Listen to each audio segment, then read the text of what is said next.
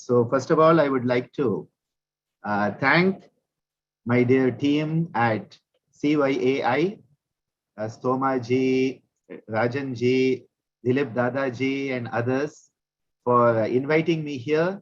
A pleasure to be with you in this first of the such meetings, which is going to be a great, great, great contribution to yoga in daily life for sure.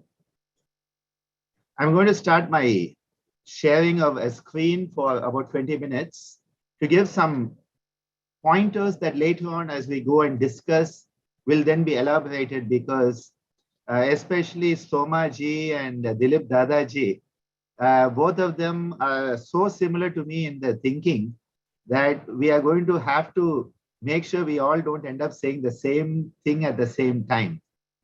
And this shows that connections go back many lifetimes and will continue for many lifetimes.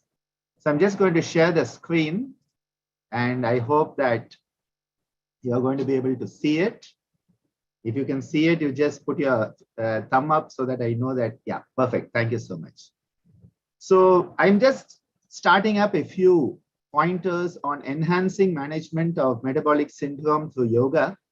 And here, I would like to begin in the traditional way, invoking the Guru Parampara, who have enabled me to have these teachings and share them in a generous way that I have been given them.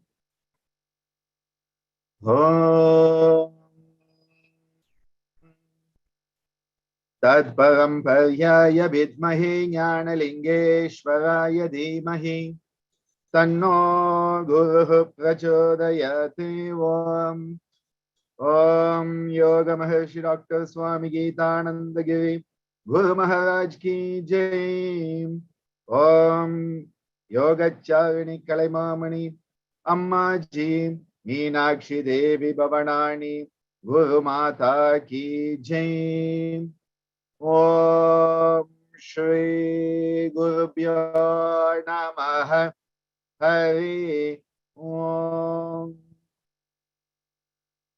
Having invoked the Guru Parampara, I would like to introduce the center that I'm representing from Pondicherry, which is a center for yoga therapy, education, and research in Sri Balaji Vidyapeeth, one of India's top 100 universities and in the top 20 of health sciences.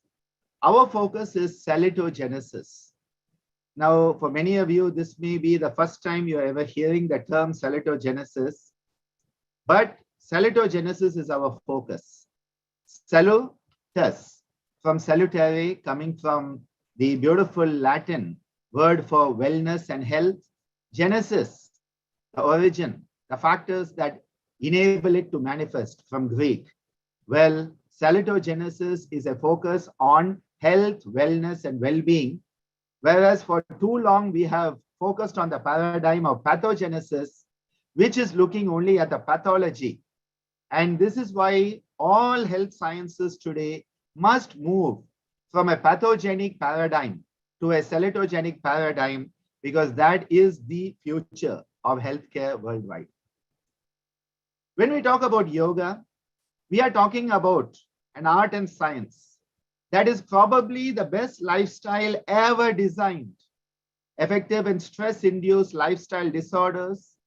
And it has been shown by my dear mentor, Bijlani sir, that even a short lifestyle modification program based on yoga can reduce the risk factors for cardiovascular disease and diabetes within, yes, hold your breath, a period of 9 days.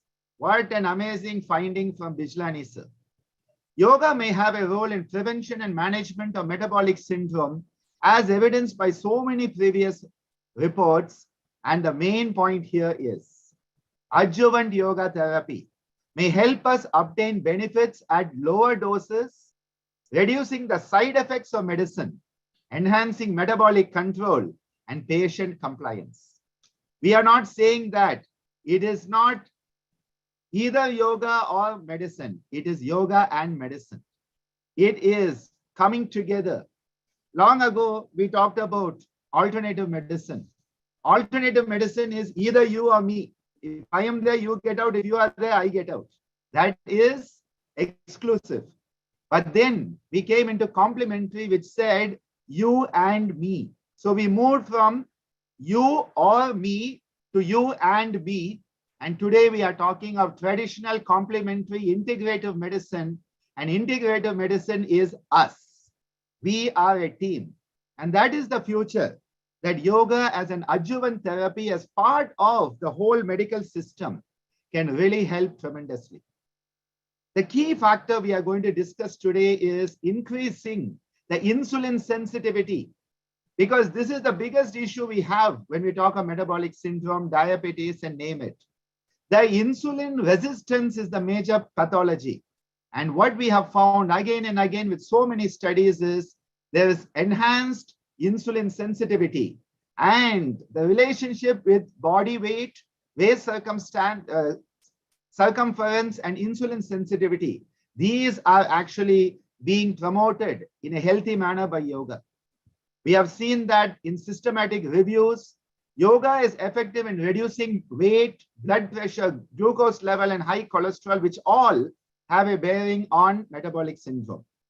Improved nerve conduction, biochemical profile in diabetics, and the key factors here, with no appreciable side effects and multiple collateral benefits. Yoga can be considered a relatively safe, simple to learn, and it can be practiced by even those who are ill, elderly, and disabled.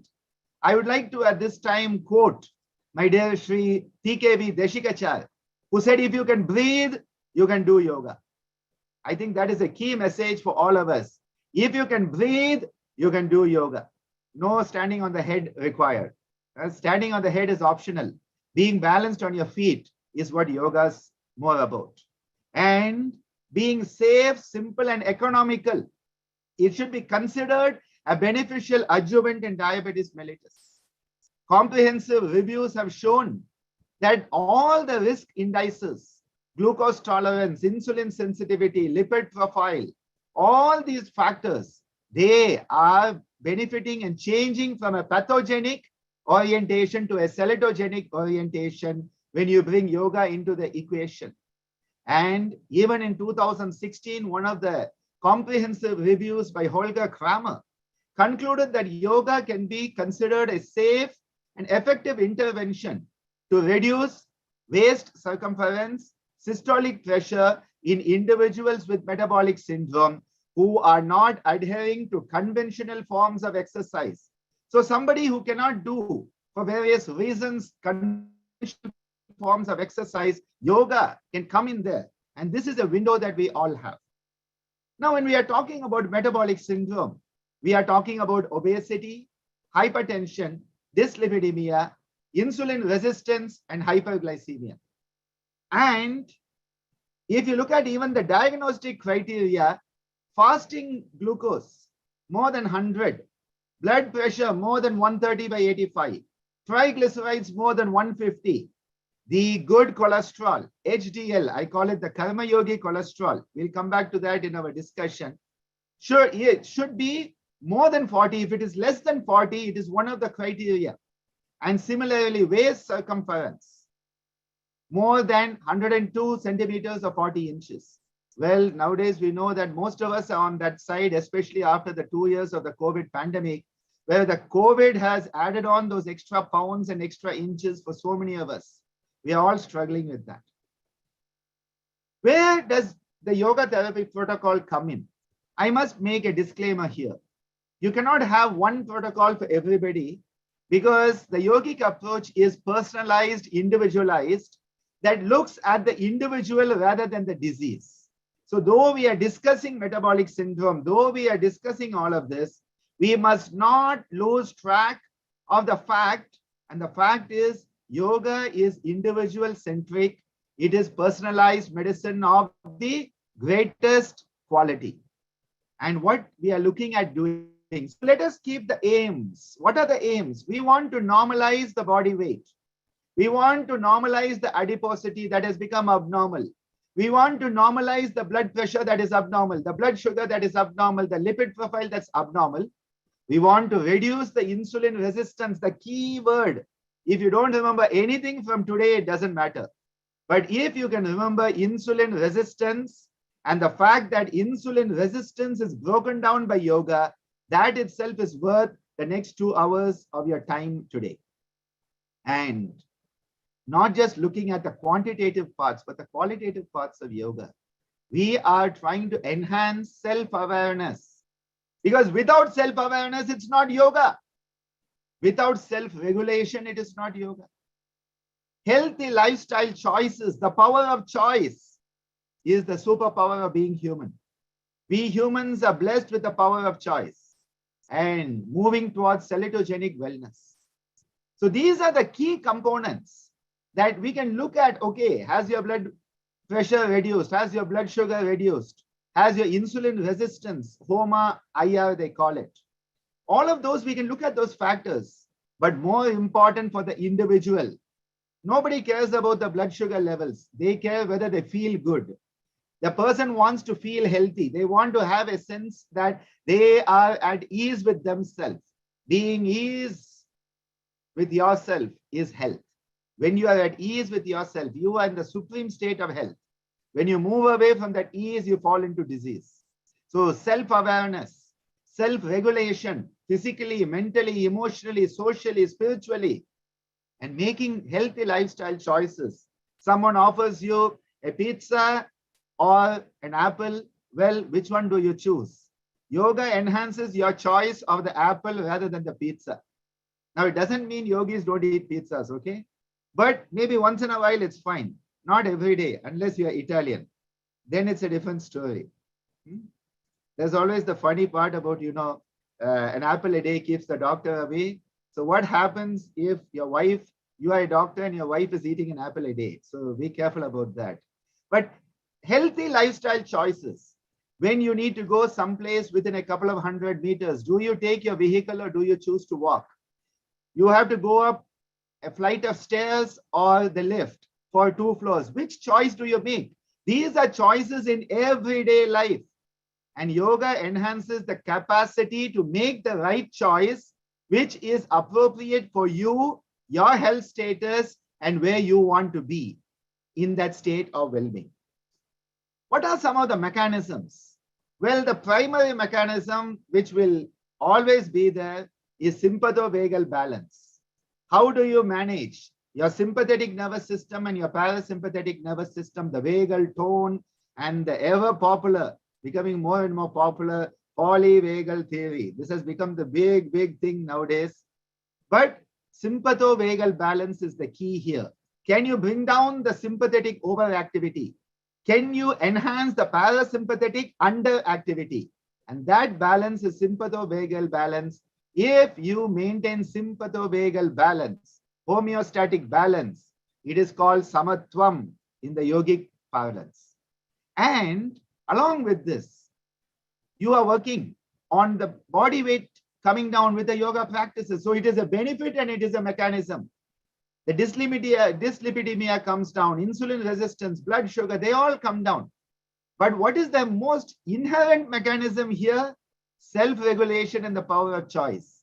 So never forget that the greatest mechanism of yoga is right at your self-regulation. How do you regulate the self, and how do you utilize that supreme power of choice? And then all the practices, the diet, the loosening practices, the kriyas, the Surya Namaskar, twisting postures are very useful for dealing with metabolic syndrome, truncal obesity, and other things. The Shat kriyas as appropriate, pranayamas, the relaxation, and dhyana. Now we must remember, long ago, even before the WHO came into being, okay?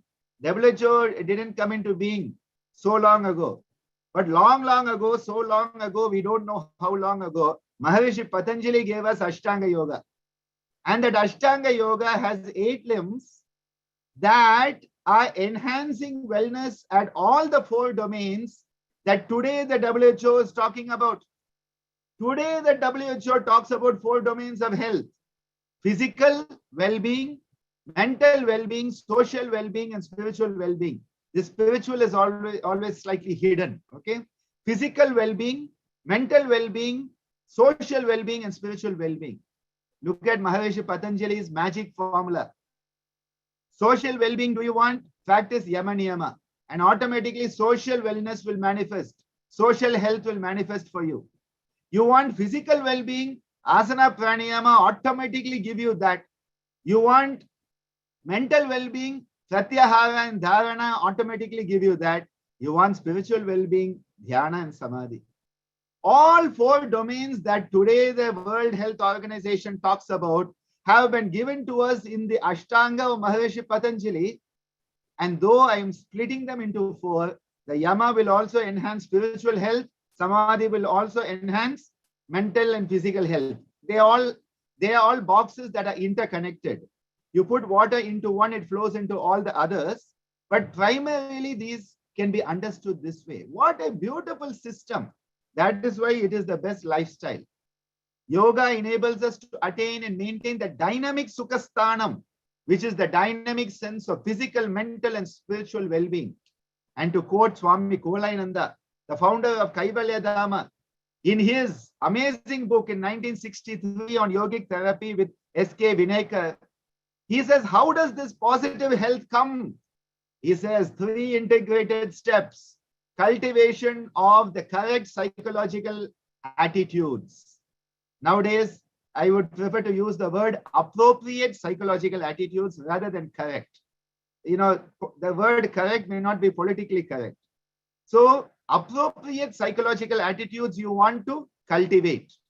Maitri Karuna Muditopekshanam, says Maharishi Patanjali. What beautiful teachings are there. Pratipaksha Bhavanam he has given us. What beautiful teachings to adopt the appropriate psychological attitudes. Then through the different practices, reconditioning neuromuscular, neuroglandular system to withstand the stress. Now in those days, we didn't have a term which we have today, psychoneuroimmunology. That is what he is talking about, but they didn't have the term in those days. Psychoneuroimmunology, psychoneuroendocrinology, mind-body medicine, psychosomatic medicine. All of that is what that second component is. And the third, emphasis on appropriate diet. Yoga therapy without diet is not yoga therapy. It may be a physical therapy, but if you do not change the unhealthy diet that has caused your disease, you will never get well. Full stop. And that is why the first part of any yoga therapy protocol should be laying emphasis on appropriate diet for that person. What we call patya and apatya ahara. What is to be taken, what is not to be taken, according to the doshas, the gunas, and other factors. And then how to eliminate all the toxins. If you keep all the toxins in you, you will be toxic. And that is why my father used to say, you are not sick, you are toxic. It's a beautiful phrase. You are not sick, you are toxic. And unless you clean out that toxicity, you will never be well again. No amount of external therapy will help you until you clean out the junk that is within you. The more you put junk in you, the more you become a junkyard. We have to eliminate the junk. We have to eliminate the mala. So the mala shodhana karmas, the shatkriyas that enable us to do that. And that is why the 5-pronged lifestyle approach, achar, healthy physical activities, vichar, healthy thinking patterns, ahar, healthy dietary patterns, vihar, healthy recreation, and vyavahar, healthy relationships. The human being is a social animal. If we don't have healthy relationships, we cannot be healthy. And if we are not healthy, we cannot have healthy relationships. Don't ask me which comes first. I think wherever you are, you work on it and try to, if you have the egg, get the chicken. If you have the chicken, get the egg, because it's always going around in circles otherwise. And later on, I'll come back to this stress component, because this is the key behind all of this. This is the key behind all of this. Once upon a time, stress was our friend. It still is our friend to some extent. If you are in the middle of the road and a truck is coming towards you, stress will help you save your life, okay? It is life-saving. But then the problem is, if every day, every moment you have stress, chronic stress is our problem. Chronic stress, like during this COVID pandemic, every human being on this planet is stressed. Whether we like it or not, whether we want to admit it or not, stress is everywhere. And that chronic stress is the main reason why this whole metabolic derangement is happening. So if we don't deal with this, we are not going to deal with anything else. And just so that you realize, where does stress start? Where does stress start? The perception of stress. And this is why yoga is working straight at the root cause. Now I start to sound like other people who talk of root cause therapies. It is going straight to the root cause, which is the adi of the vyadi. The adi of the vyadi lies in the perception of stress. If I perceive something as stressful, I'm going to get stressed. If I don't perceive it as stressful, I'm not going to get stressed. The entry of stress is in our perception. That is why the first point that Swami Kuvalananda pointed out, choosing, developing the appropriate psychological attitudes. The moment you change there, you have blocked stress at the entry point. There's no stress response. But once you let it come in, that snowball becomes an avalanche. And then, oh my God, you need Hercules and you need Hulk and everybody to save you at that time. Because the avalanche is going to really be huge, burying you. And that is why perception of stress is the key. And then you go through the stress response. If we want, we can come back to this later. But I just wanted to point here. Stress comes into a mechanism. Nervous system, endocrine system, immune system. And because stress comes into this system, this goes round and round and round and round and round and round, and mental and physical illness occurs. So very simple. This is psychoneuroimmunology. You have the nervous system, the endocrine system, the immune system, and stress coming in. Now what happens? You put yoga into it. So if you look at this, red is stress, green is yoga. What is stress? Stress response. What is yoga? Relaxation response. What is stress? Mental and physical illness. What is yoga? Health and wellness. Can you see? It is the same. The template is the same. Nervous system, endocrine system, immune system. The template is the same. The machinery is the same. What do you put into it? This is why my father repeatedly told us, if you want to be happy, do happy things. If you want to be healthy, do healthy things. What you put in determines it. The machinery is the same nervous system, same endocrine system, same immune system. You put in yoga, relaxation response, mental and physical well-being. You put in stress, mental and physical illness. What do you put in? That is the power of choice. This is why the supreme power of being human, the superpower of being human is the power of choice. And that is what we need to work on. And that is why we need to move stress response through yoga to the relaxation response, which is basically the whole movement from illness to wellness. This choice of moving from I to we, illness to wellness, is the choice we make. It is our choice, not somebody else's choice. And so at this point, I'm going to stop sharing my screen and go into the rest of today's discussion. And at appropriate points, I may come back to explain a few more slides. But I would just like to leave you with a few points before we go into the next part. Yoga, moving from stress response.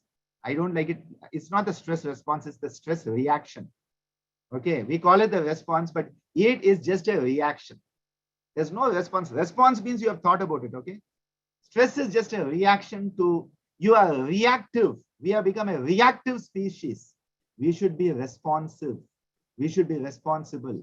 So relaxation is a response. Stress is more a reaction.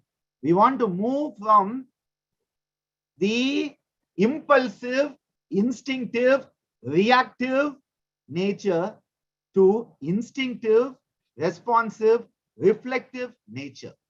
That is the journey of yoga. So with those introductory remarks, I will give over to Rajan to take us forward on today's journey. You are muted. Rajanji. Oh, sorry.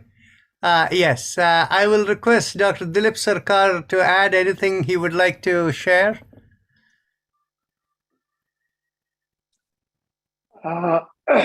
Okay. Can you hear me? Very well. Okay. So most of you, you can hear me now? I Very well. don't see myself. Okay. Most of you probably don't know, Anand is my younger brother. Oh, no, I am his younger brother, you know. The age is a number, and my one is obviously unlisted. So I want to share with all of you, which Rajan knows very well, that I have a tremendous interest on this subject. And as Anand said, he and I exactly think same way. And my interest started, obviously, I'm a Western trained physician.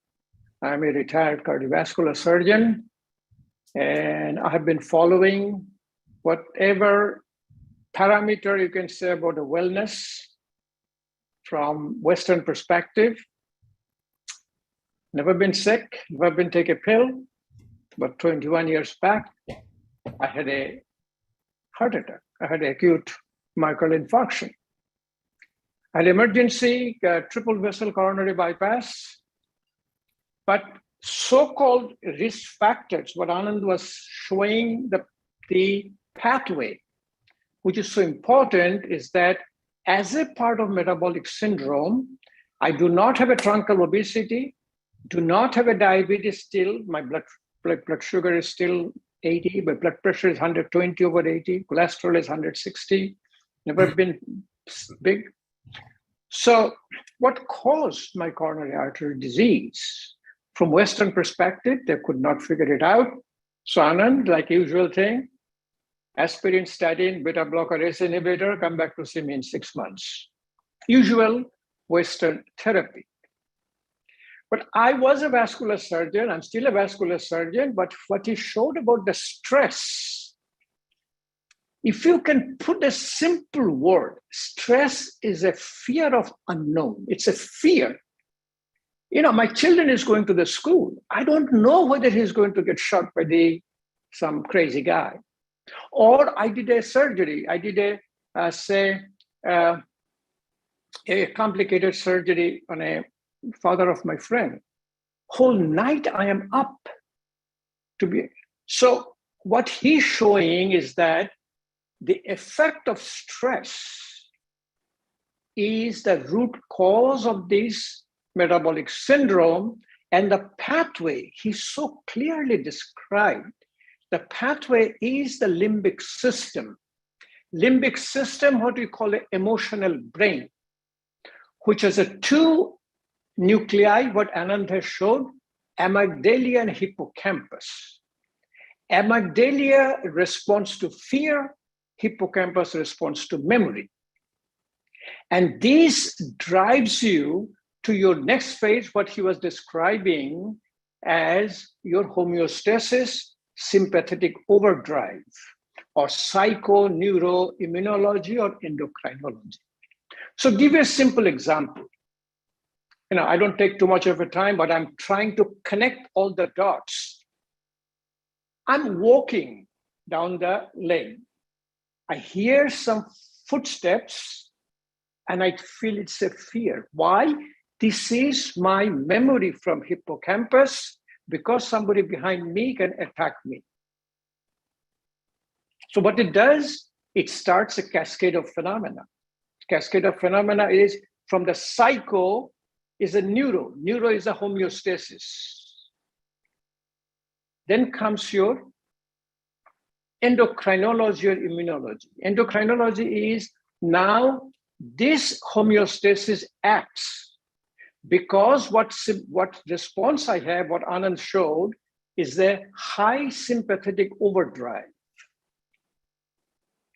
And the next phenomena is your Endocrine means acting on the pituitary adrenal cortex. So yoga acts, as I said, and he was talking about Adi and Vedi, we always all the time, root cause and all this stuff. But I want to add one more thing. The root cause, but what is happening to our physical body and mind? The effect of this high sympathetic overdrive in our body and mind is a high cortisol level. This cortisol converts our sugar into a fat. That fat is not under the skin. That fat is inside our abdomen, which is called a omental fat. So now when you see somebody has a truncal obesity, you're always surprised. We are surgeons. When you operate, we find the huge, big omental fat. This omental fat acts as an endocrine organ.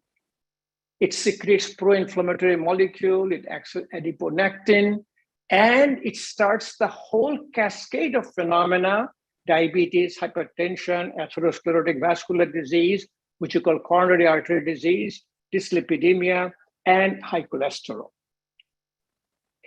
Now, I want to take another few. So what is happening here, the whole what Ananda was showing, that yoga therapy is a relaxation response.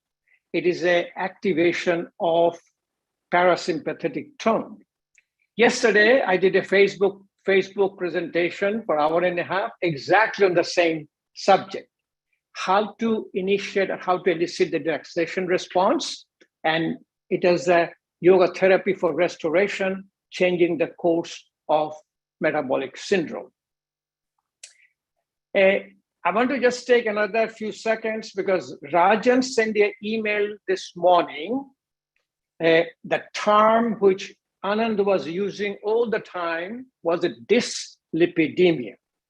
People all talks about a high cholesterol.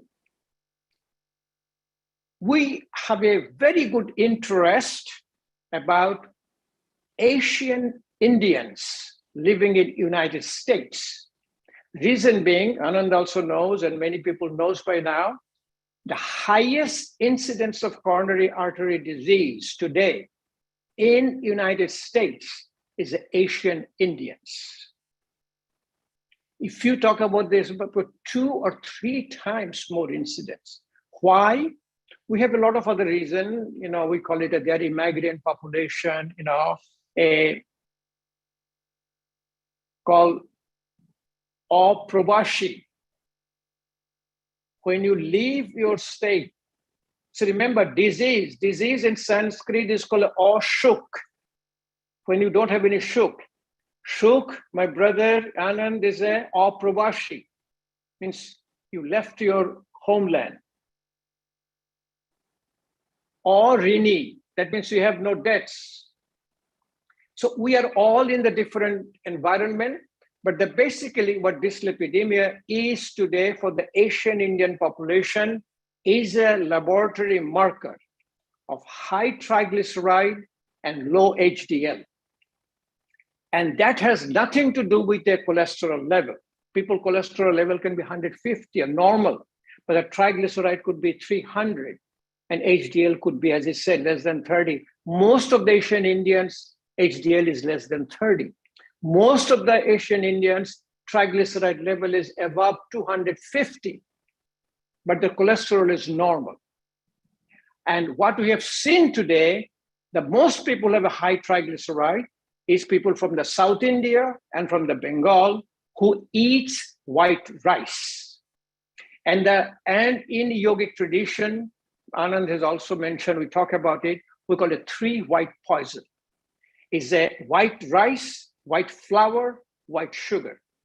These 3, we call it a refined carbohydrate. When you take, suddenly it releases insulin. Insulin level is so high that after sugar metabolism, some insulin stays. That insulin converts excess sugar into omental fat. And that is the beginning of metabolic syndrome. For the diet, what he's talking about, for us, for all the Indians in United States, we request a brown rice, whole wheat rice. So what it does, instead of a sugar spike, it will be slow rise and a slow fall. And I want to finish with one statement is that for this dyslipidemia, for the Asian Indians in the United States, there is no therapy. There is no pharmaceutical agent which takes care of it. If you give a statin, what it does, statin lowers the LDL, which is a bad cholesterol. Statins supposedly increase a little bit of HDL. It does not in Asian Indians in United States. Only medication which works is called a niacin. We give a niacin between 500 to about 2000 milligrams. But what is extremely effective for dyslipidemia in the Asian Indian population is your relaxation response, parasympathetic activation. So before I finish, I want to just show you one thing, what I've been practicing for last 25 years. My relaxation response comes, we call it a Merudanda Achal. Rajan, you have seen me doing it, so just give me another 1 minute to show it to you. I always sit down with my spine straight. So what it does, normally my skeleton will fall in the front. So all my muscles in the back, which is called paraspinal muscle, it tightens. It's called quadratus lumborum. I have a two piece of brick sitting here. But throughout the whole day for 25 years, I have been sitting on a thing called a kneeling stool. When I sit in a kneeling stool in front of the computer, here I'm going to sit in a kneeling stool, I always keep my spine straight. This is the beginning of my relaxation response. I'm not tight anymore. I can feel relaxed. And also in this portion, I keep my because we have to be in front of a computer. I keep my computer screen here. So always my back is straight. My back, I'm never hunched back. So how to do that? I have talked to Rajan also, which I have done. I have a motorized desk. My desk goes up and down based on my level of my screen, best level. So all the time I'm in relaxation response, and it's a beginning of my parasympathetic activation. Finally, my last statement is what Ananda was saying about the diet, whole lifestyle. Our experience is Karo Yog, Raho Nirog. In stages, impossible become possible, and the introspection, changing the perspective of your mind. I'm trying to touch my toe today. I cannot do it. I'm down here. But if I stay here, slowly and slowly neuroplasticity will set in. I'll go down. One day I will touch the ground. The day I touch the ground, suddenly my mind switches. You know what? Let me see what I'm eating. Let me see what is my bowel movement, bowel habits. Let me see what is my sleeping. The health, salutogenesis, what actually Anand has popularized salutogenesis in the whole yoga community. In fact, Anand, I have to admit to you today, my next book will be on salutogenesis, yoga practice for salutogenesis. So this health, if you look at who is healthy, it's a baby. Healthy baby will do eat, sleep, and a poop. Healthy person will have a strong digestion, easy elimination, good night's sleep. When you look at all these three factors, the whole retrospectively looking inside you, introspection, is yoga. We say exercise is a workout, yoga is a work in. So coming back again, I mean, me and Rajan, we talk about all the time, again, for all of you, we're trying to say, we really do not push a person for a diet change, stop smoking, stop this, because it is not going to happen unless they do it from within themselves. It has to come from within. Anand telling me or me telling Anand probably is not going to work, but my inner soul, when my inner soul says, hey, this is not good for you, I'll not do it. Let me stop here. There's a lot of other people who are going to talk, come back in discussion. Rajan, thank you for having 2 hours time. Okay, We have nothing better to do. We're here with you, So let's continue our session.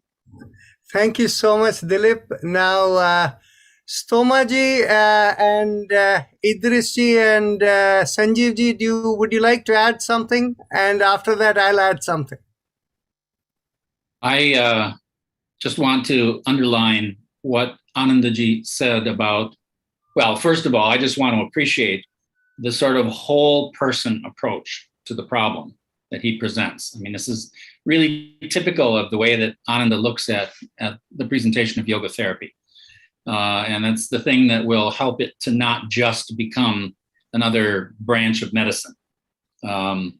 Because when people start working with metabolic syndrome, they focus in on one thing, they get really focused on diet, for example. And there's a very interesting thing in the literature about diet. If you look at the research literature on weight loss, it's very pessimistic. That literature will tell you that you cannot lose more than 20 pounds permanently. It's not possible. No one has ever done it. It's never been demonstrated. I mean, that's the objective result. If you look at the research literature on mindful eating, it's different. And what's the difference? The difference is choice. As Ananda was saying, it's about mindfulness. It's about awareness of yourself and what you are doing with yourself at every moment. And this whole piece about, the importance of parasympathetic stimulation is just cannot be underemphasized. It is so vital to the whole blossoming of yoga in a person. And I'm fond of being even a little simpler than Ananda, rather than just saying it's about choices. It's under your nose, The switch to turn on your parasympathetic system is right here. It's in your breath awareness. People, I have some expertise in working with the Yoga Sutras and Sutra 34 and the Samadhipada, Pracharna Vidharanabhyam Pranasya. So many people, including the traditional commentators, talk about that as a sutra about pranayama. It's not about pranayama at all. It's about breath awareness. It's about paying attention to the flow of breath in your nostrils as the really foundational technique for dharana, dhyana, samadhi. And it's simple. The beautiful thing about it is it's so simple. So I just want to appreciate that whole person approach that you've taken here. And I think probably our time will be better spent in discussion and speaking to people's questions. So let me say one more thing, and that is just to land on Dr. Sarkar's point about sleep. I got trained as a sleep scientist a couple of years ago, and it was an amazing revelation to me. If you measure the effect size of sleep as a treatment and intervention against any medication or surgery or other kind of treatment, sleep wins every time. It is such a powerful medicine for people. And so, among a lot of yogis, there's this idea that you shouldn't sleep so much. Baloney. If you can replace your sleep with yoga nidra, then the appetite for sleep will naturally reduce. That's fine. But otherwise, you get all the sleep you need. I think the commonplace advice of 8 hours a night is pretty much true across the board. So do get a good night's sleep. That will also help you maintain the kind of balance that Ananda was talking about. I think among the Brahma Viharas that you mentioned, this kind of balanced, non-reactive attitude is really what's meant by the term upeksha. So thank you so much, Anandaji. So Sanjeevji, Idrisji, anything you want to add? Yes, thank you, Rajanji, and thank you, Anandji. I always say all the subjects that we discussed. One thing I always feel is we always fight for our physical space. I need my place, my sleeping, all these physical spaces we are all very much wanting to have. But there's something called mental space which we never have. Whenever we close our eyes, our mind is totally with so many other things boggling, that those disturbances with emotions, and especially if it is negative, it has a great impact on our metabolism that can happen. Our endocrine malfunctioning, all this thing can happen. So as much as possible, if we can develop our mental space, and mental space can be enhanced by regular meditation, especially with emotional less state, doing nothing. So to do nothing, we cannot do. Thoughts are always a part and parcel of existence, like how the waves of the ocean, they're continuously there. But how to be without it is, do not reject, do not follow, do not create. So an emotion-less state every day, at least for 15 minutes, can enhance the mental space. Thereby, wherever we are, we can experience it. And that emotion-less state even brings in our metabolism back to balance. So this is one thing I would like to just share and see how we can, each one of us on a day-to-day basis, develop that mental space rather than fighting all for the physical space. We go for retreats, we go for other things, we want to sit in a place in silence, but our mind is boggling with so many other data because we don't have a mental space. So I feel that's one thing I thought of adding to here. Thank you, Rajanji, and thank you, Anandji. Thank you so much. Idrisji, you want to add something? Oh, no, I don't have something to add. Just to thanks Anandji, Philipji, and yourself for this opportunity. Thank you. Thank you. I'll add something over here. As I've been watching this conversation over here, the conversation has drifted from a perspective of a integrative medicine physician to that of a person who is looking from a psychological perspective, and the yogi's perspective of being a pure observer over there, so that you can realize within. In fact, Ananda captured in a sequential process where he used 4 phrases. You start with self-awareness, that leads to self-regulation, that leads to healthy lifestyle, that leads to salutogenic wellness, right? So this was the sequence he pointed out. And the key to it is self-awareness. If you have self-awareness, nobody needs to tell you what to eat. You will automatically eat what is right for you. If you have self-awareness, everything else will follow. So that is the key. And what do we call that? Self-awareness leads to the self-regulation, the healthy lifestyle, and salutogenic wellness. We call that as following your swadharma. When you're in sync with your swadharma, then in which case, everything takes care of itself. But the key question is, how do you know your swadharma? And so in order to do your swadharma, you need to have self-awareness. Without that, that's not possible. And that is where this concept, where Stomaji used the word that you should be mindful in everything you do. What he is really saying is be anchored within your self-awareness. Now, this is what Sanjeevji was saying. That is, spend at least 15 minutes each day in thoughtlessness so that you can connect with your inner domain. So now I'm going to put this in a slightly different way for you to understand.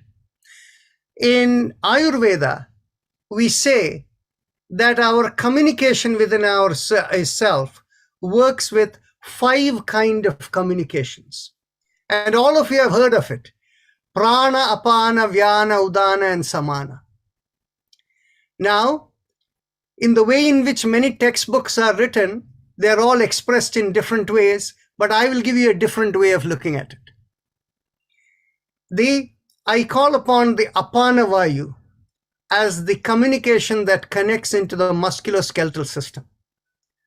I call the Samana Vayu as the gene expression. I call the Vyana Vayu as the communication into the fluid flow of the body. The Udana Vayu is our cosmic connectivity. And the Prana Vayu is what powers all of them. So think of it this way. I paid a lot of importance to Udana Vayu. And Stomaji mentioned about the role of sleep. What happens when you have sleep? In fact, neurologists will tell you, if a person doesn't, if the average person does not sleep for 9 continuous days, the immune system will get so badly corrupted, the person will fall dead. Okay? So what happens in sleep? And in fact, what happens is when you take your COVID shots and you need to booster shot and you need a day or 2 of rest, what is happening in that rest?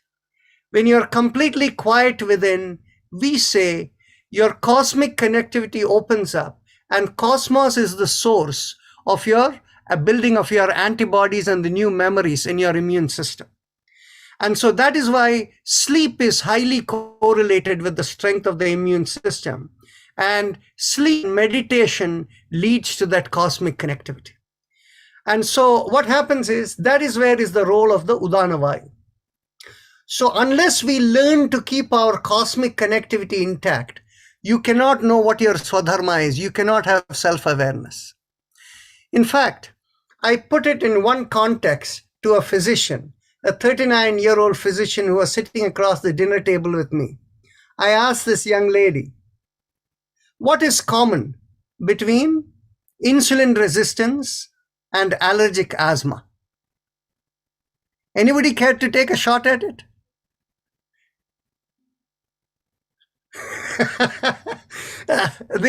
The key element is, you see, when people have allergic asthma, the allergic response that comes whereby the airways, the mast cells eject out all the histamine in there, and then the airways get inflamed, and as a result they become narrow, it becomes difficult to breathe. Now it's an allergic reaction, we say, that our immune system was unable to cope with whatever was coming in, so it reacted in this way and it created asthma. And guess what? When you have insulin resistance, what happens to you? Your red blood cells that hold the sugar, they become inflamed so that the receptors that are sitting on them are unable to recognize the insulin molecules that have come in over there. So what happens? Your sugar remains high even though insulin is there in your blood. So effectively, it is almost like an allergic reaction. So think of it this way. If you look at anybody who has allergic or asthmatic symptoms, how do you overcome it? You overcome it by making sure you always have good vitality, you have good sleep, the body is stable, then you're less likely to be receptive to all the, less likely to react to the allergens. And more importantly, if you're a regular meditator, what happens is, over a period of time, you can get over your allergic reactions. I'm a standing example over here. At the age of 13, I became asthmatic. Till the age of 45, I was getting asthmatic spasms, and then I don't have it anymore, even though I'm allergic to many things. But then what happens is, I don't react. So this is the same way. So the key part is that self-awareness comes from that meditative connectivity. And in fact, what happens is, we use mantras. And the mantra was a word that Ananda did not use. But looking at him, you know, mantra is a very important part of his life. So the thing is, basically, the mantras are equal and opposite vibration that counteracts the impact within you. In fact, right now, we have been able to impact people with Parkinson's disease with mantras. And so I'm looking for more and more patients to work with to reverse the Parkinson disease. And we are starting in fall in Stony Brook Medical School on using mantras to reverse Alzheimer's disease. Okay, Alzheimer's. So the thing is basically the power of mantra is all about self-awareness. That self-awareness kicks up the Udana Prana, that in turn ends up slowly beginning to change things. So those of you, yes, who have Parkinson patients and who have few years, please feel free to reach out to me, and I would like to definitely work with all of them. So with that, I will close the presentation part over here, and I will invite people to ask questions, and we will take it forward from here. Now, what I will do is, I know it is going to be a little bit of a chaos, but I find that most people like to ask their question rather than writing it down over there. So now whoever wants to unmute is enabled to unmute. So anybody wants to speak up, go ahead. Hello, can you hear me? Absolutely, we hear you. Okay, so my HDL is less than 40. It's like 35, something like that. And my doctor told me like eat walnuts, eat fish, and so I'm trying very hard, but it's not moving up. And it's almost like 10 years, and I don't know. So I am from Central India. I don't eat too much white rice, but I don't eat fish. So I don't know what to do. Like if this question pertains to this webinar, or you can, I can touch base with you later on. Okay. Can I answer that? Absolutely, Dilip, go ahead. Okay. Is it Amit Gupta who was asking the question? Yes. Okay. We have done I have been teaching for an extended period of time. Just give you one example, which is myself. 2001, I had a heart attack, which is called acute myocardial infarction. My HDL at the time was 28. I have done everything. Nothing has helped. And Rajan knows about all this. I share with Rajan all the time. I've been practicing this relaxation response and parasympathetic activation for at least for 4 years. I mean, I've been doing every day. I do every day, it's my Yogacharya, but for about 4 years. And I've been doing all the, parameters. Today, my HDL is 49.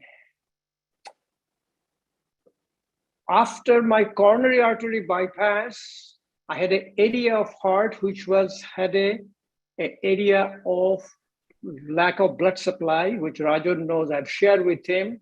Within 3 to 4 years, it cleared up. For the last 15 years, I'm off medication. I'm managing a healthy, good lifestyle, and I'm medication-free, enjoying a quality life with a normal parameters. So I'll request you, please, yoga practice is not an exercise. Even pranayama is not a breathing exercise. It is all about you start where you are.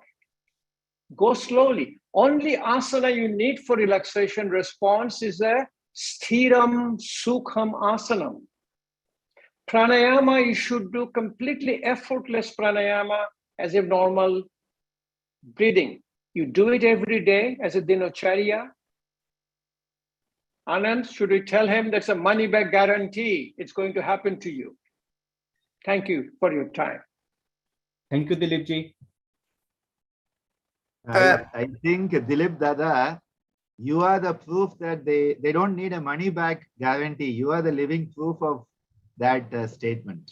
We have I am not the only one. We have a lot of people in our group increasing HDL Anand, as simple as it is, my blood sugar never went down to 140. I did 2 hours of this relaxation response with you in my class. Go home, the blood sugar is 80. And I get a text all the time, My HDL was 39. My HDL was 32. My HDL is about, 45. They talk about, red wine. They talk about all the fish oil and everything. I tell you, it works for somebody, it doesn't work. But parasympathetic activation works for everybody. No question asked. Also, I would like to share something here. When we talk about the lipids, we are talking about the LDL cholesterol, VLDL cholesterol, which are low density. They are the bad guys, the villains. But then you have HDL, which is the hero, the good one. Now, I like to reframe that perspective by saying the HDL cholesterol is karma yogi cholesterol. Because what happens is, if you look at the LDL, VLDL, all these lipoproteins are to carry the fat from your gut to the liver so that it can be metabolized properly. But the LDL and VLDL are such lazy, non-yogic people that they drop a lot of it in your blood on the way. So the problem is LDL, VLDL are not doing the job. But what is HDL doing? It is doing its job and also carrying that which was brought by the LDL and VLDL. Now, this is a very important perspective, that when in our life, we start to manifest karma yoga. Because when we talk of therapeutic modalities, we end up with asana, pranayama, or as Rajan ji said, we end up with mantra and all. But karma yoga as a therapeutic modality, when you adopt the desire to serve humanity, service for the sake of service alone, nishkama karma, as envisioned by Sri Krishna in the Bhagavad Gita, when you start to develop karma yoga personality, the HDL will automatically also start to be supported by you, and it will start to come up.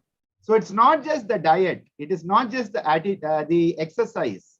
It is your attitude towards life that will change the biomechanical functioning right down at the cellular level and subcellular level in your body. Every cell has consciousness. So when you change your consciousness, you change the consciousness of every cell in your body. When you adopt karma yoga in your life, every cell becomes a karma yogi, doing its job. Karmanyevadikaraste becomes the motto of every cell in your body, including HDL, and automatically it starts to go up. I'll add something over here, Amit Gupta. You see, all over here, people talk about the ahara, vihara, all the 5 elements of the how to live your life, right? To keep it in good balance. But those are all, if you have self-awareness, it will come automatically. But the key to self-awareness is a regular practice. And this is the reason, you see, for people to do regular practice on their own is difficult. When there is group motivation, it is very, very helpful. So this is the reason Life in Yoga made an effort 7 days a week, 365 days in a year. We have morning Zoom yoga and we have evening Zoom yoga.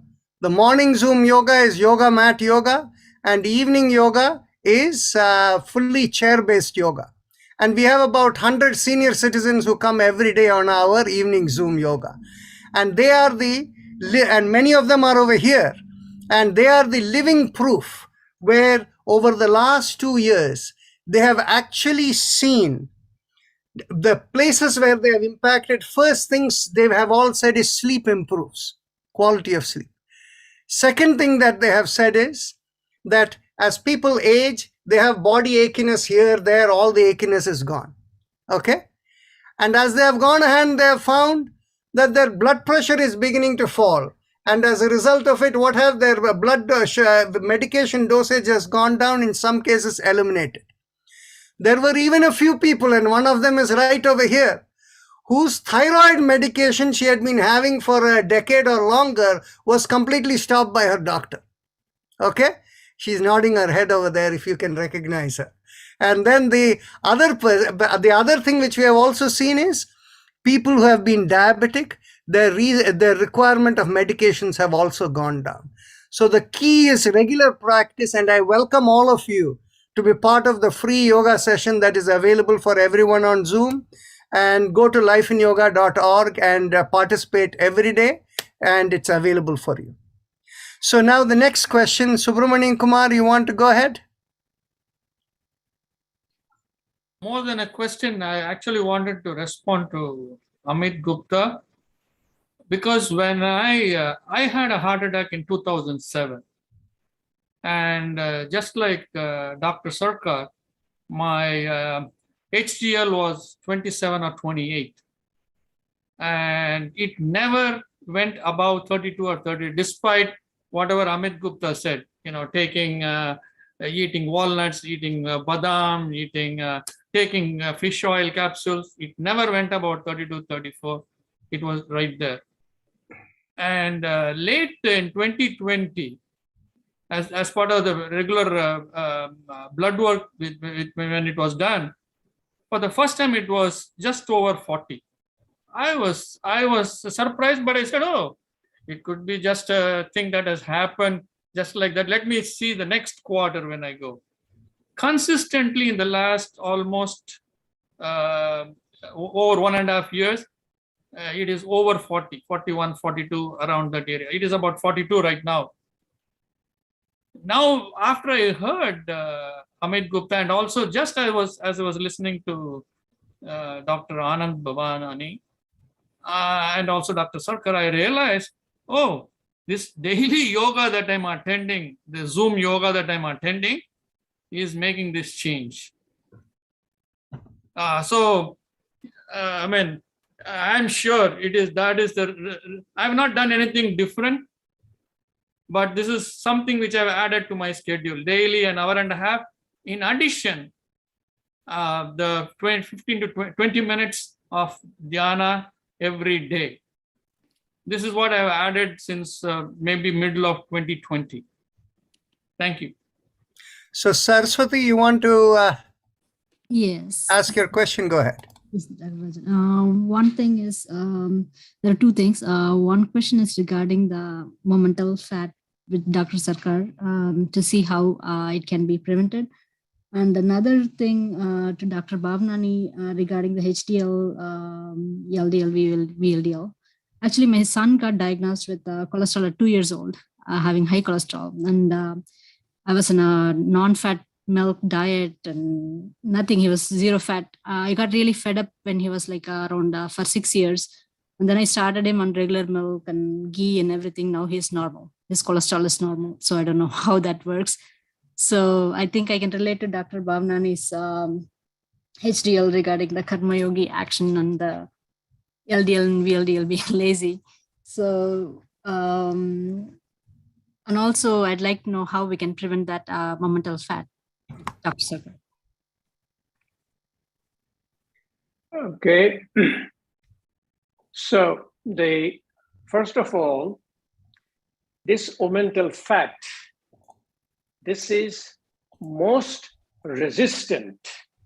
Take it, most resistant to any exercise or any diet. I mean, people get, totally frustrated. I'm from Bengal, and Rajan knows, we call it a bhuri. Rajan, bhuri. This bhuri, if you look at the belly, Indian population now, Indian population in India, skinny arm, skinny leg, and this thing is just protruding here. The generalized fat, which is really we call obesity, is almost not a health hazard comparing to this omental fat. Now go back to see where the omental fat is coming from. Omental fat is coming from, it is called your thrifty gene hypothesis. thriftogen hypothesis means the sugar which we have in our body excess thinks that there may not be any food tomorrow. That is called we are going to starve.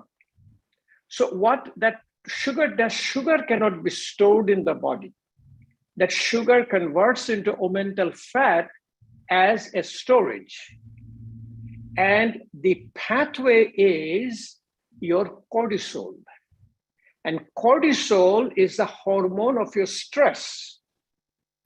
So simplest way of putting it is that the therapy for truncal obesity is what Anand was telling you.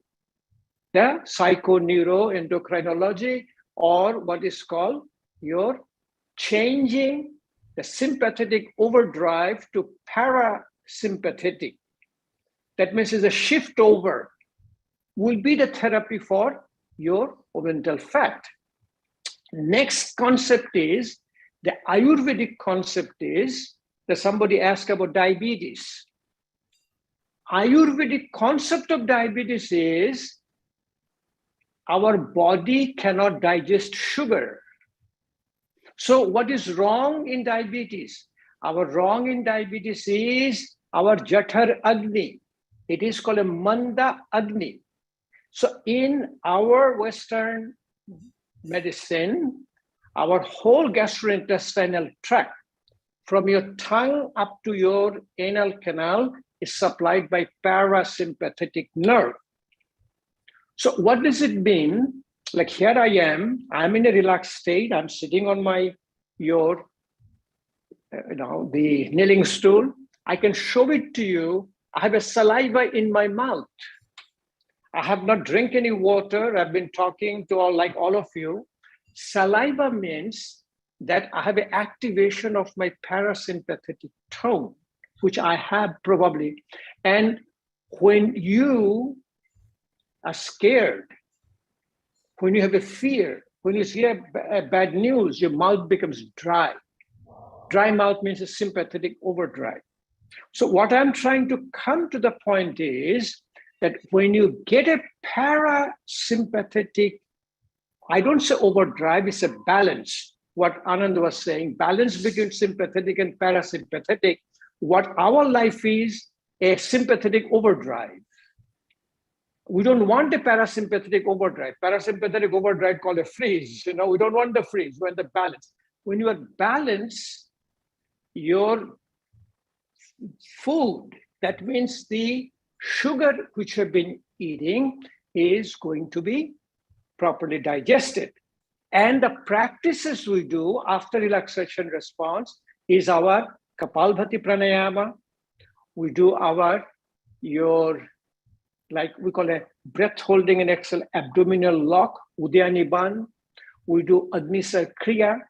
And I tell you one thing, in all of our practice with the people with metabolic syndrome, people with truncal obesity, they do not leave home without the practice of bandhas.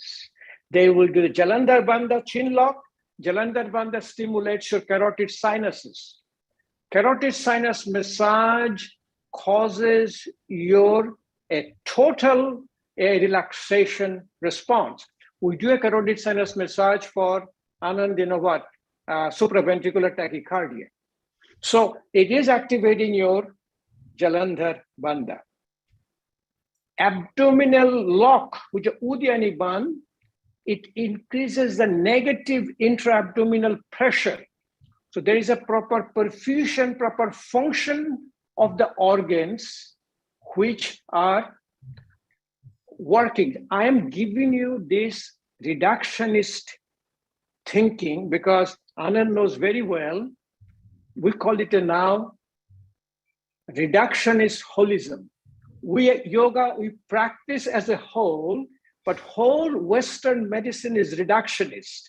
If a fever, take a Tylenol, go away. If a diabetes, take a metformin, it'll go away. But for us, diabetes is a body, mind, spirit, a global. But Western trained physicians don't understand. I teach, me and Anand knows, me and Rajan and Sadbir Khalsa, we've been teaching continuing medical education for physicians for last 12 how many years. years now? 12 years. 12 years. So we have to explain to this way that this is your Udyani Bandh will be a negative intra-abdominal pressure, proper perfusion of the organ. Agni Kriya, massaging the internal organs, and massage of the internal organs makes healthy. So we have a tremendous success with a global, as Thomas is saying, the global approach for truncal obesity. It is not going to work with one thing. And I can guarantee you, those abdominal crunches and exercising at the abdomen, eating, cutting down, maybe reducing your calorie intake will do some, but not much at all. But a global relaxation response and activation of parasympathetic tone will be the therapy for your truncal obesity. I want to add something here that Dr. Sarkar always says, but he didn't say it now over here. You see, what happens is he spoke about the digestive fire, right? And he said, no matter what you do, unless you have relaxation response, it won't work. Actually, he normally tries to say that you should be able to digest everything you consume, not only with your mouth, but also with your mind. And in other words, that is the idea of being in sync with your Swadharma. And it is very interesting. He will often give the example from the Ayurvedic perspective. You see, there are 4 statements that are made in Ayurveda. Agni Deepana, that is igniting the fire. Amapachana, that is dissolving the toxins. Then after that comes Nadi Shodhana, that is the channels of communication becomes purified and they are connecting and communicating better. And from them comes Ojasthapana. That Ojasthapana is literally the cosmic connectivity that comes from there. So in other words, the point where he is putting in a simple language where he calls it as holistic reductionism, as he called it, it's really he's giving for common people what they can do. But again and again, unless the mind, body, and spirit are in sync, the results will not come. That is why the concept of that connectedness, that quietness, that cosmic connectivity is extremely important.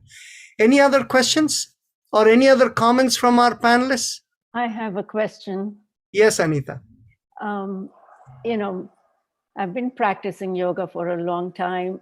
My cholesterol keeps at 250, but my HDL was 95, and it dropped to 78 now. And my doctor said, oh, we need to put you on statin, because of family history. I said, absolutely not. I'm not going to take anything. So I feel fine. It's just the numbers that shows, but with HDL so high. By the way, Anita is a karma yogi, so you can see why the HDL is so high. Anita, can I make a comments for you? Yes, please. Okay. Yes. I have seen a lot of people, and including my wife. She had the same issue what you have for last 35 years. Only issue is if you take a statin, okay? Take my words today. If you take a statin, yes, Dr. first thing will drop is your HDL. I don't know how. It will lower the total cholesterol, no question about it, but HDL is also going to go down and you will lose the protection. My approach will be for you, Karo Yog, Raho Nirog, do this. Testing is fine. Yes. But ignore them. Yep. Yes. And most important therapy for you is called a careful neglect. You are a karma yogi. You do everything on your life. I know you for years and years. So careful neglect and do not take statin. Yeah. I Thank hope you. I have I'm recorded, Rajan. You can use my statement, okay? Most of the physicians, Western physicians don't like it, what I just said, I'm so happy to hear you say that, because this is an approach. I completely agree with the Dada on this. You see, the issue we have is that we have become reactive. Mhm. So we are constantly saying, oh my God, look at your report, start on medication. Now, I think rather than start on medication, it should be start on meditation. That should be actually the approach. First go to meditation and then go to medication. Because what has happened is that many of these normal values, which were a certain value 30 years ago, 20 years ago got lowered, 10 years ago got even lowered, and today are so low that everybody will be pathological. So I just want to warn everyone in this way that we have to be very careful of the so-called normal value. Because the normal value, when we say that, okay, HDL should be around 40, what we actually are talking about is a normal distribution in a population. So if you take 100 people, 95 of these people will come within that curve, which is called a normal distribution.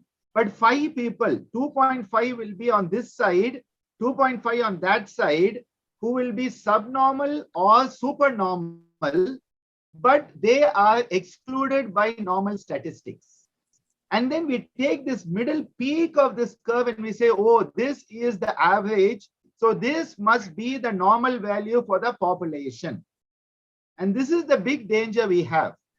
I remember many years ago, we had an amazing talk by another cardiologist in India, who many of you will know about. And what he said was, it's like Amitabh Bachchan, the Indian film star. He is so tall and his wife is so short, Jaya. And he said, if you want to make them both normal, you would have to cut off Amitabh's knee, the below the knee leg, attach it to Jaya, so that Amitabh and Jaya will now be normal. So this is the problem with the statistical mean values that are being called normal.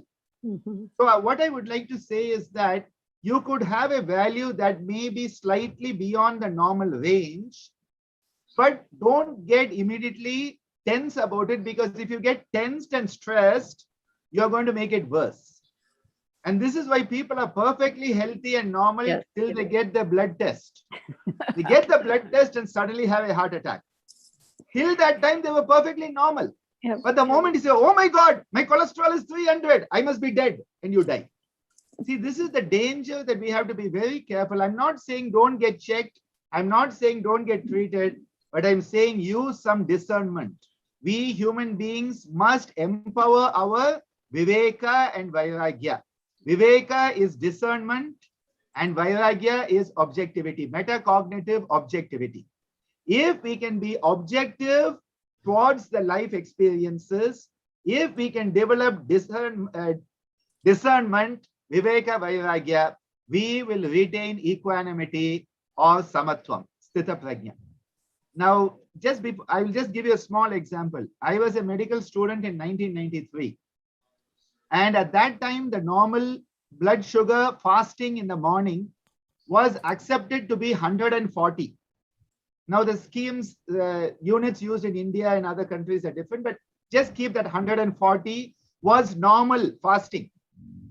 By the time I came into third year of medicine, they had lowered it to 126. By the time I finished my medical studies and was interning, it was 110. A few years later, it was 100. And now they want to make it 90. Now, fasting blood sugar, 4 decades ago, 140 was normal. Today, less than 100, and they are already starting to say, oh, maybe you may be pre-diabetic. So just be careful about these values. Don't get stressed out about them. Don't be reactive about them. Proceed with caution. Use common sense. Thank you. There are 2 more questions. Sorry, somebody going to say something? Go ahead, Jyoti. Okay, there are 2 things. A few questions have come. Dr. Malti Poddar, she's a retired physician herself. She writes, my mouth became dry during the night. Do you think it is due to sympathetic hyperactivity? If so, why? You see, this kind of a question is difficult to answer without knowing your medical history, but I will leave it to the doctors to answer. Okay, I can answer for you. Our sleep is through our nose. When you breathe through your mouth, which we call it a sleep apnea, your mouth becomes dry. And Anand knows a little bit of Bengali. Hopefully, Rajan knows tremendous amount of Bengali. In Bengal, we say, nake tel diye ghumay. Somebody sleeping well, he said, sleeps very well with the oil in the nose. And the reason is all the Bengalis, they use mustard oil. Before going to bed, this is individual practice. We don't share. Anand is showing it to you. There is a little finger. They dip it into the mustard oil. They will put inside the nostril and they oleate. What it does is that during the night, the mucus inside your nostril gets dried up. And if you look at the opening between your cartilage and the bony part, is so small that it will stop your nasal breathing and will start with the mouth breathing. And that is the beginning of what is called a sleep apnea. Now think about it. Do you have seen the easy breath? You put your strip here, you open up 0.35 millimeter and increase 40% of your breathing. And that's the reason you will call a nasal oleation. And also, when you get this mouth dry when you wake up, I'll request you, it might be a little, for Westerners, a little gross at the beginning. Put something inside the nose with a fingertip. Try that.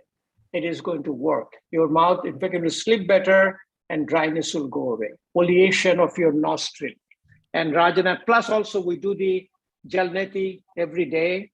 Jalneti, Sutroneti, that is our daily Dinocharya. But nasal oleation is a therapy for dryness of the mouth during sleep. Thank you very much. So anybody else? Actually, Hema, Modi wanted to say something. You want to ask a question? Okay. Vedji and Jyoti Sankuri, you wanted to say something. Go ahead, unmute yourself. Yes, thank you, Narayanji.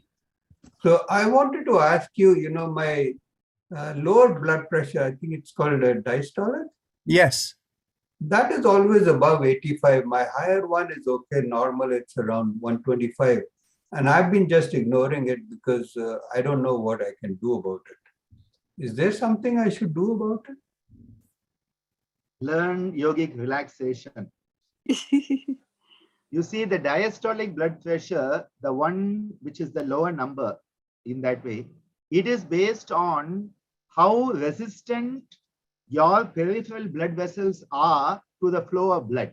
So it's based on what we call peripheral resistance, which is the capillary bed. So you have arteries, they go throughout your body. Then those big arteries become arterioles, they become smaller and smaller and then become capillaries.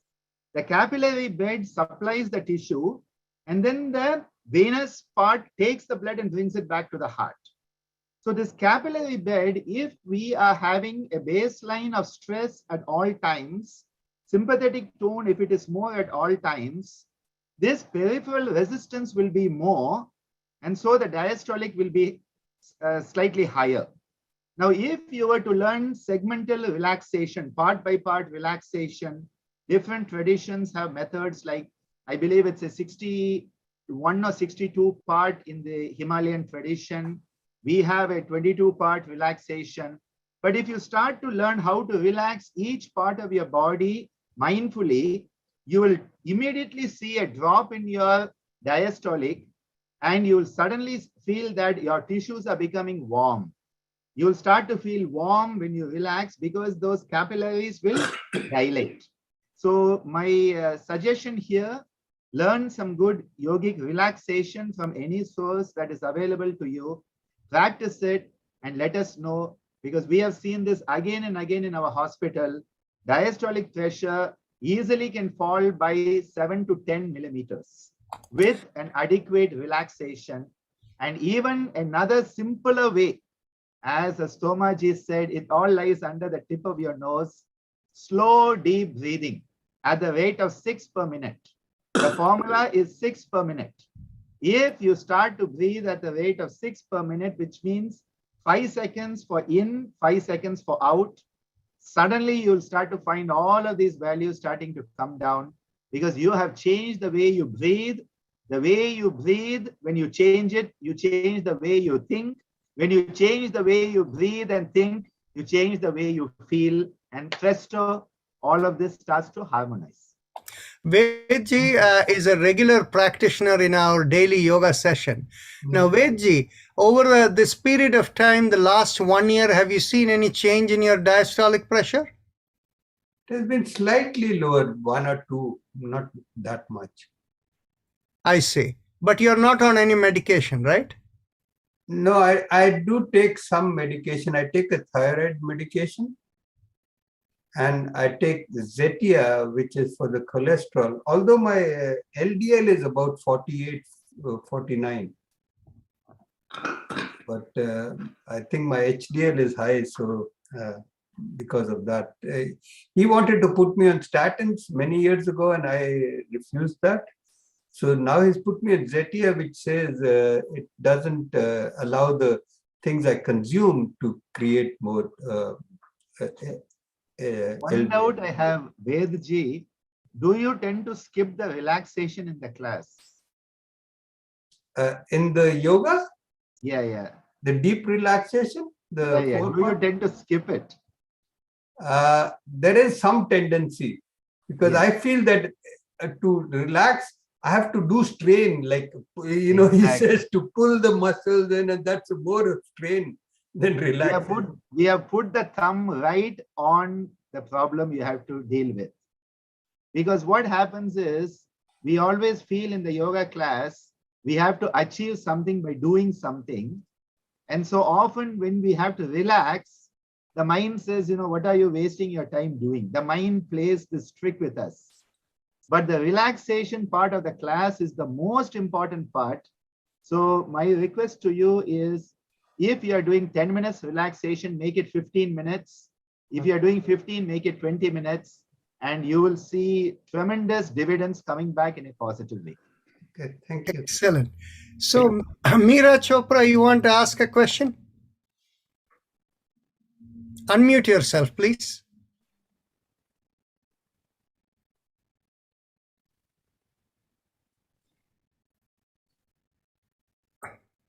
Hema Modi, you wanted to ask a question? You were up for a while. Okay. You can unmute. Yes. My 2 things I need to talk. One is my triglyceride, which was like 170 about 3 to 4 months ago. And my doctor has been, I'm 71 years old. And every time I go to my doctor, my all medical, the cardio lipid profiles are all fine, except triglyceride was very high. And she kept on telling me that 170 is a lot, Hema. So she gave me some called ricist pills and stuff, to bring my bad cholesterol also a little bit lower. She wanted me to. I did not take any of the medication. I'm not on any statin, because most of my medical, my lipid profiles are fine. She doesn't have no concern about that.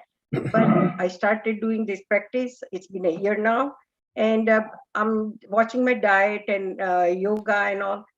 Now, this time when I went 3 months ago, it was 130, and she was so happy. She said, "How did you do that?" I said, "I did not take any medication. I'm just doing the yoga meditation and pranayam, and I'm just seeing the result." And I myself do 1.5 hour yoga on my own at home. I have made the whole thing. So really, really it works, without medication. I have my son-in-law, my son, everybody's on statin. from age 35. Okay. And I tell them that I'm not on any medication. So when I tell them something, don't do that, don't eat that, they listen to me because they know why is it working on me and why. They have stress. Of course, they have a lot of stress, but they don't have enough time to do this kind of practices. So they are counting on the medication. And here, another proof that I am not taking any medication. So there is something is working. It tells you, right?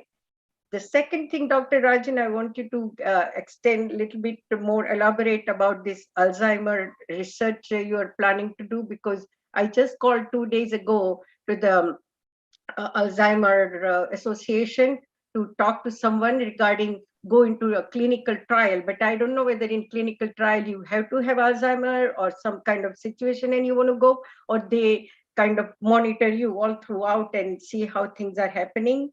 Or I want to like go into the program, study program or something where they can teach you to go and evaluate Alzheimer patients, something like that. See, since this has been taken up by a medical school who are partnering with us, it will be a clinical trial. Okay. All right.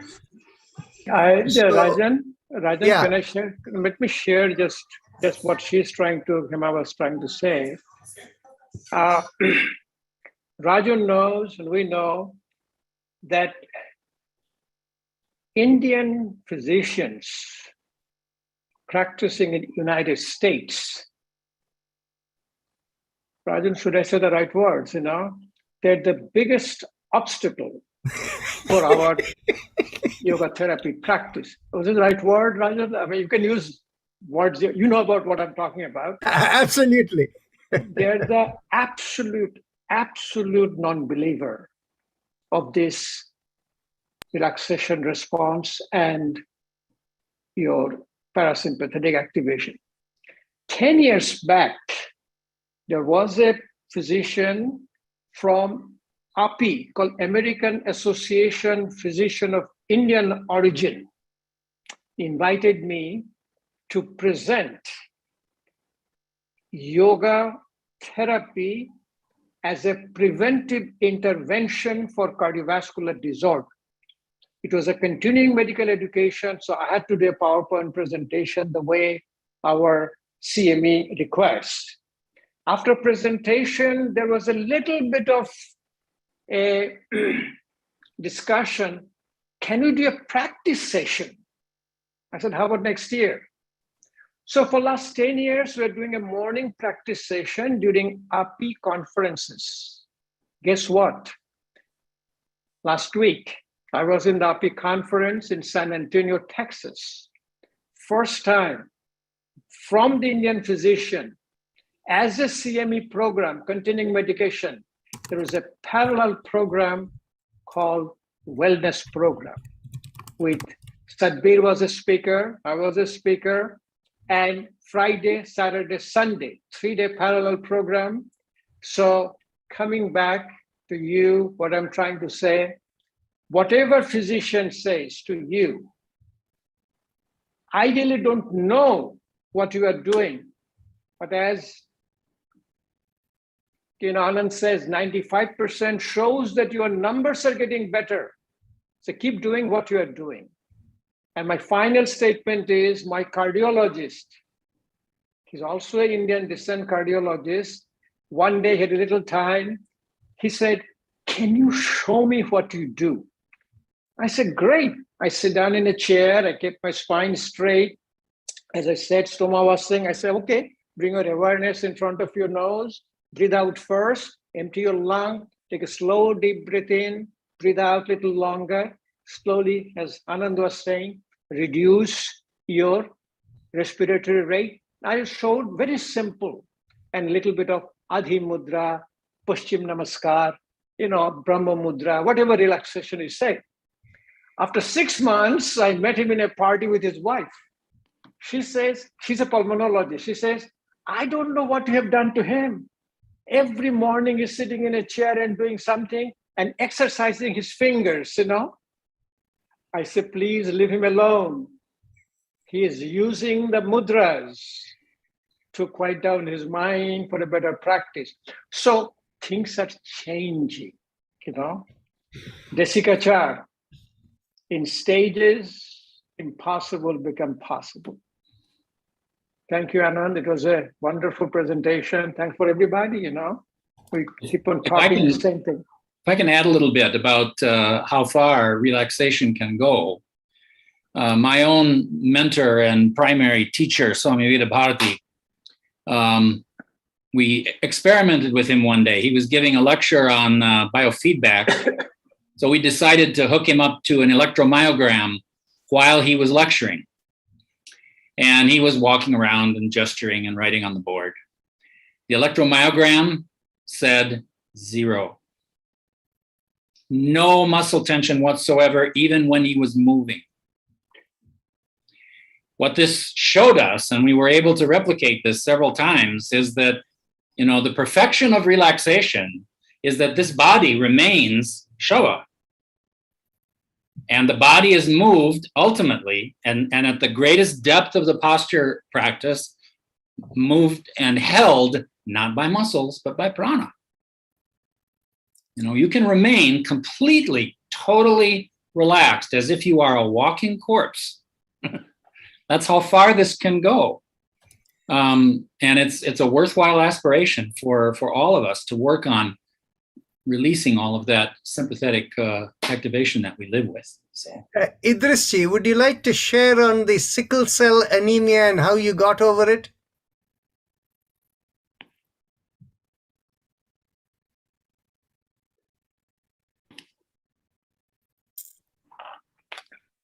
So, in fact, for me, it's that when I was in the secondary school, and I was diagnosed as you know, a sickle cell from my lineage.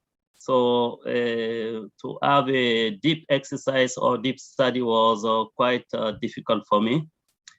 And we try some modern medicines. So that worked for some time. And then, but finally, I try to overcome that when I start a yoga exercise and pranayam, where progressively I improve my breathing techniques, and gradually this crisis disappear. So from I can say for the last 30 years, I didn't have any crisis from sickle cell disease anymore. This is just due to yoga. And it is based on that inspiration, but we have really created a lot of sessions for youth who are under the same thing, because in our area, it is really popular. Just sometimes it is naturally made because we have a lot of malaria in our area, you see. So it is based on this inspiration, but really we develop a lot of program, and this program was accepted and become popular. The reason I wanted Idrisji to say this is because when Stomaji mentions it is the prana in action, the real aspect of it is, I mentioned earlier that I used to be asthmatic, but it's not that I have become non-allergic to everything. The allergens can come and I can feel the allergy come, but it will not disrupt me in any way. I will not get asthmatic spasms.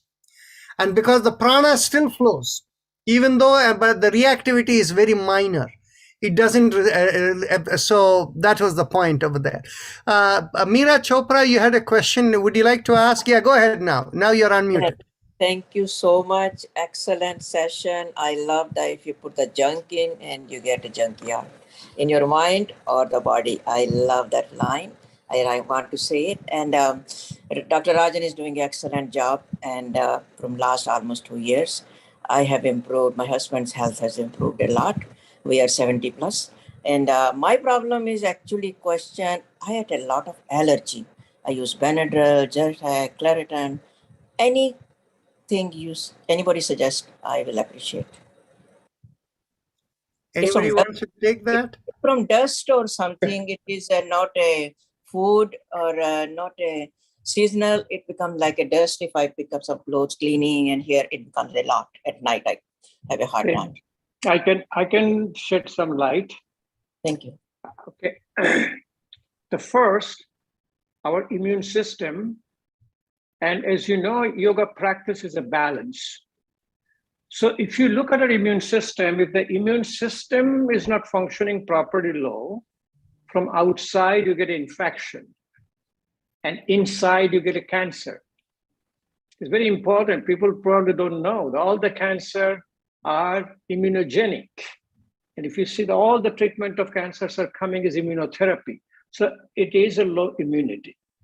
When immune system is hyperactive, when it comes from outside, it is allergy. And comes from inside, it's called autoimmune disease. So basically, for all the allergies, we're talking about, it is an imbalance of your immune system, and health is defined. What is the salutogenesis is defined is a balance of your body, mind, and spirit. So we will be requesting you to practice a balancing practices. Remember, we are still in a little bit of a reductionist mode. We are holistic, but still a little reductionist. Balancing asanas, balancing pranayamas, anulom vilom pranayama, balancing meditation. If you can do a alternate nostril breathing, anulom vilom pranayama, without closing your nostril, you are in the meditative alternate nostril breathing. You guarantee you that your allergy will be a lot better therapeutic wise. And also what we do as a practice, every single day, we use a jalneti. Jalneti, every morning we do a tongue scraping. We sit down, we call it, we call it dinocharya, daily routine. We do a ushapan, then we'll do your jalneti. So jalneti, the way thing works, people say, I have allergy season, I do it. No, we do it every single day. So what happens, the allergens you are getting, it has to react with the body. And what Rajan was saying, all the histamine reactions and all this, allergens are not there because you are washing them away every single day. But balancing practice to balance your immune system will be the therapy. And we also teach that to our cancer patients too. And Anand, you might hear this one, cancer, definition of cancer today from Ayurvedic perspective, Manda Agni in Saptodhatu. If you ignite the Agni in Saptodhatu, it's a therapy for your cancer. I would like to add something for you, Meera Chopra. Balancing is one thing. Good sleep, energizing, making sure you have enough good sleep and doing enough Bhastrika Pranayam and meditation. And of course, Ujjayi Pranayam is anti-inflammatory. So all of these together in your daily practice, we include these in our daily practice and you do attend, right? Those, have you found that your allergic response is reduced over this last 2 years? Yes, a lot. But when I do cleaning of closets and all, it just jumps up. That's what More meditation. More meditation. Thank you. Okay, Hemaji, would you like? I would just like to add to that. Yes. There are two ways to prevent something. One is you strengthen yourself. Second is you prevent that whatever stimulus from reaching you. So if the cleaning is aggravating it, please make sure you are wearing a very good face mask so that you prevent it from coming, because no matter how much meditation you do, no matter how much Jalaneti you do, if you expose yourself to those immunogens, something is going to get triggered. Yes. So there are two things. It's like vaccinate, but also wear a mask, practice social distancing. That should be continued along with the vaccination. It is not that you vaccinate and go and put COVID in your nose. I think we have to make sure that we have common sense, strengthen our immune system, but also wherever possible prevent and minimize the exposure to the allergen. minimizing the exposure to allergen is the first line of working on it. Second line is you strengthen yourself so that even if you are exposed, you have the immunity. And third is make sure if it comes in, you flush it out with Jalanethi and other things so that it doesn't get deeper than your mouth. So let it come in your nose, come out the mouth, not get into your lungs. Thank you. And when to use Jalneji, morning or night? Always morning, never at night. The reason is after doing the Jalanethi, some water will stagnate in the nose. So if you do it in the morning, you do the Kapalbhati, Bastrika, Anunasika. After that, you're safe. During the day, you will tie your shoelaces, you will bend down to pick up something you dropped, some drops of water will come out. If you do it at night and you lie down, the whole night you have stagnant water in your nose. Stagnancy, any place breeds disease. Stagnant blood breeds disease. Stagnant water breeds disease. Stagnant emotions breed disease. Stagnant thoughts breed disease. So no stagnancy at all. Thank you. I did at night. That's why I stopped doing it. Thank you so much. And I really appreciate Dr. Rajan every day, morning and evening. Really Hemaji, your next question.